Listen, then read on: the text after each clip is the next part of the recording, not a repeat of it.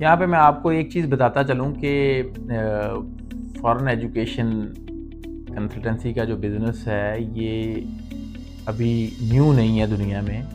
ये इसके पीछे एक सदी है जो आप अगर रिकॉल करें तो आपको पता चलेगा कि ये हमेशा से है। लेकिन चूँकि अब ट्रेंड बहुत बढ़ गया है जिसकी वजह से एक अवेयरनेस और अंडरस्टैंडिंग ज़्यादा डेवलप हो गई है। अगर आप थोड़ी सी अपनी याददाश्त को रिकॉल करें तो आपको पता चलेगा पाकिस्तान नहीं भी बना था तो उस वक्त भी लोग इंडो पाकिस्तान से बाहर पढ़ने जाया करते थे। कायद-ए-आज़म और इल्लामा इकबाल हमारे पास बड़ी-बड़ी एग्जांपल्स मौजूद हैं। इनके अलावा भी सैकड़ों लोग हैं जो हम हिस्ट्री के पेजेस को ओपन करें तो हमें पता चलेगा।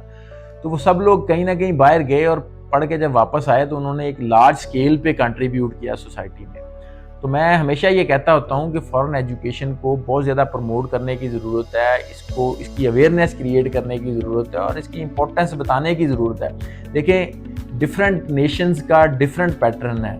यूरोपियन यूनियन को अगर आप देखें तो यूरोपियन यूनियन के अंदर इसका एक्स्ट्रा ऑर्डिनरी ट्रेंड है ओवरसीज स्टडीज़ का, लेकिन चूँकि यूरोपियन सारे आपस में कनेक्टेड हैं तो उनकी यूनिवर्सिटीज़ आपस में इस तरह से कोलैबोरेटेड हैं कि वो एक्सचेंज प्रोग्राम बहुत मैसिव लेवल पे करते हैं। हर बच्चा जो डिग्री करता है वो डिफरेंट कंट्रीज़ में डिफरेंट यूनिवर्सिटीज़ में जाकर डिफरेंट सेमेस्टर्स पढ़ता है, जिसकी वजह से उसको कल्चरल अवेयरनेस भी होती है, उसकी लिंग्विस्टिक एबिलिटीज़ भी इंप्रूव कर जाती है और वो उसकी अंडरस्टैंडिंग लेवल भी इंप्रूव कर जाती है और उसको डिफरेंट लैब्स और रिसर्च के साथ मुख्तलिफ लोगों के साथ काम करने का भी मौका मिलता है, जो कि एंड ऑफ द डे उसके एक लार्ज स्केल पे एक्सपोजर का बायस बनता है। अनफॉर्चुनेटली हम पाकिस्तानी इसमें बहुत स्ट्रगल कर रहे हैं, बहुत पीछे हैं। हमारे अक्सर दोस्त हमें कहते हैं कि यार ये जो फॉरेन एजुकेशन है ये तो बिज़नेस जो है ना वो मनी हंटिंग है और पैसे के लिए ये वो।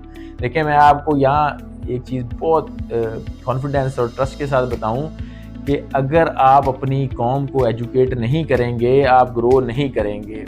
रोड्स और इंफ्रास्ट्रक्चर सिर्फ डेवलप करने से ग्रोथ नहीं होती। ग्रोथ करने के लिए आपको इंटेलेक्चुअल लोग चाहिए और इंटेलेक्चुअल लोग भी वो जिनकी इंटेलेक्चुअल एबिलिटी को पॉलिश किया गया हो।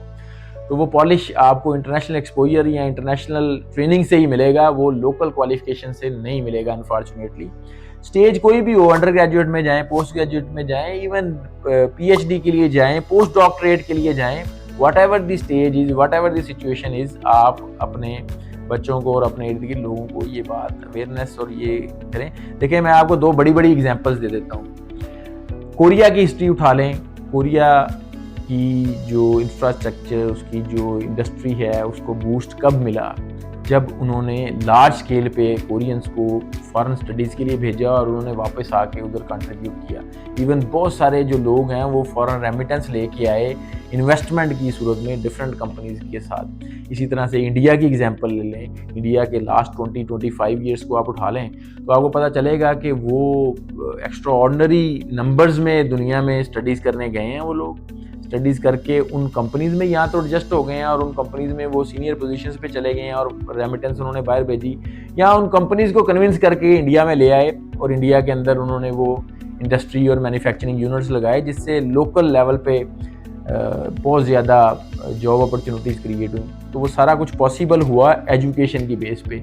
लेबर से कभी भी कोई कंट्री ग्रो नहीं करती, ये बात बिल्कुल आप लिख के बांध लें। आपको अपने नेशन को एजुकेट करना पड़ेगा, एजुकेट भी इन अ वे कि वो फॉरेन एजुकेशन ले और उन लोगों के साथ पढ़े जो कल को अपने अपने कंट्री में लीड करेंगे, जो डिफरेंट बड़ी कंपनीज़ के इन्वेंटर्स बनेंगे, जो उनका ग्रोथ प्लान सेट करेंगे। जब ये उनके साथ स्टडीज़ करेंगे, इनकी अपनी मेंटल स्ट्रेंथ भी बढ़ेगी और उनके साथ कनेक्टिविटी की वजह से वो उनको भी पाकिस्तान में फंडिंग और अपॉर्चुनिटीज़ बताएंगे ताकि वो इधर आके अपनी इन्वेस्टमेंट करें और ग्रो करें। इसके साथ ही अगर आप करंट सिनेरियो में देखें तो पाकिस्तान का इंटरनल जो एजुकेशन सिस्टम है वो ऑलमोस्ट कोलैप्स कर चुका हुआ है। आप खुद देखें कि हमारे इधर इतने बच्चे लोकल स्कूल्स के अंदर एडमिट नहीं हुए जितने बच्चे ब्रिटिश करिकुलम को इस वक्त फॉलो कर रहे हैं। तो ब्रिटिश करिकुलम को कौन लोग फॉलो कर रहे हैं? जो या तो बहुत रिच लोग हैं या मिडिल क्लास से अपर मिडिल क्लास की तरफ वो कहीं ना कहीं स्टैंड करते हैं। अब इमेजिन करें कि आप उनको लोकल क्वालिफिकेशन नहीं दे रहे, उनको ब्रिटिश क्वालिफिकेशन या और करिकुलम जो इधर बहुत ज़्यादा पॉपुलर हैं, जिसमें टर्किश है, नॉर्वेजन है, स्वीडिश है, अभी ऑस्ट्रेलियन भी पाकिस्तान में लॉन्च हो गया, अमेरिकन सिस्टम बहुत सालों से पाकिस्तान के अंदर ऑपरेट कर रहा है। तो ये सारे लोग आपको जो एजुकेशन दे रहे हैं, ये एजुकेशन का वो स्टैंडर्ड भी नहीं है इवन। तो लोकल क्वालिफिकेशन की एक्सेप्टेंस करवाने की ज़रूरत है, जो हमारी इंटरमीडिएट तक हो, जो कि इंडिया ने करवा लिया है, हमें भी वो करवाने की ज़रूरत है। जब वो हो जाए तो उसके बाद यूनिवर्सिटीज़ की कोलैबोरेशंस और वो एक्सचेंज प्रोग्राम वाला सिलसिला ऑन करने की ज़रूरत है, जिससे आप कहीं ना कहीं ये अपना जो स्टैंडर्ड है इसको अपलिफ्ट करेंगे।